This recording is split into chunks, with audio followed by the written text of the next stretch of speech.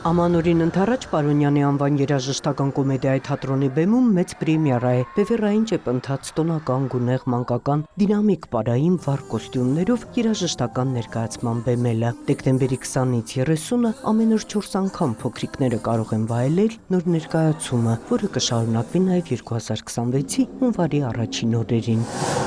Ամփոփելով անցնող ստեղծագործական տարին թատրոնի տնօրենի ժամանակավոր պաշտոնակատար Լիլիթ Պետրոսյանը փաստում է Պարոնյանում և ստեղծագործական և տեխնիկական մեծ փոփոխությունների ժամանակաշրջան է, առանձնահատուկ կարևորում են կրթական ճանաչողական ծրագրերը։ Հատուկ թիմա ձևավորված երիտասարդ շատ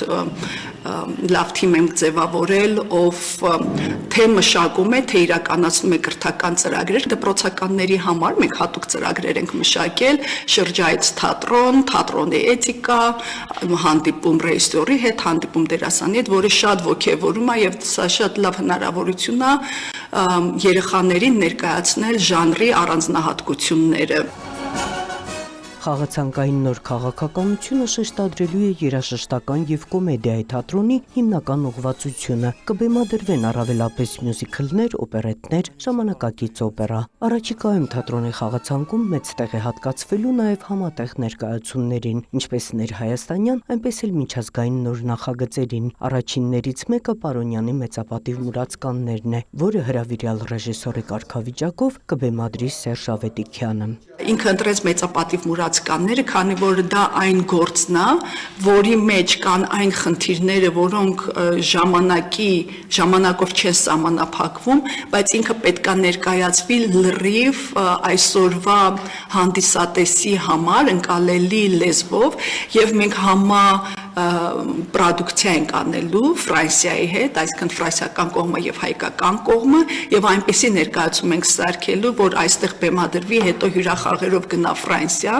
եւ այնպիսին լինի ներկայացումը, որ ընդունելի եւ ընկալելի լինի հենց ֆրանսիացի հանդիսատեսի համար։ Ստեղծագործական բոլոր նորույթներին զուգահեռ առաջիկա տարիներին 2026-27 թվականների ընթացքում կսկսվի նաև թատրոնի շենքի բարեկարգումը, որն ավելի աշխատատար և ծախսատար գործընթաց է, բայց Լիլիթ Պետրոսյանը վստահ է, որ ստեղծագործական բնականոն աշխատանքը դրանից չի տուժի, և թատրոնը բեմական հարթակների կվերածի իր տրամադրության տակ եղած բոլոր տարածքները։ Թատրոնը մենք այս պահին չենք ընկալում մենակ մեծ բեմ, փոքր բեմ, հրաշալի ուրեմն ֆոյեներ ունենք, ինձ թվում է մեր թատրոնը այնց է ստացվել, որ քաղաքի կենտրոնում ինչ որ ձև չբացահայտված մի տարածք կա, որը մենք հիմա շատ ծրագրերի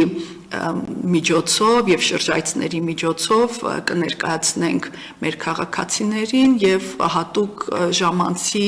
ծրագրեր կմշակենք։ Նոր թատերական ծրագրերի համատեքստում խիստ կարևորում են նաև միջազգային կառույցների հետ գործակցությունը։ Նախնական քննարկումներ են սկսել Բրիտանական խորհրդի, Գյոթե ինստիտուտի հետ եւ լիահույս են, որ արդեն հաջորդ տարի նոր շնչառությամբ եւ նոր ձևաչափով կներկայանան հանդիսատեսին։ Նունե Ալեքսանյան, լուրեր։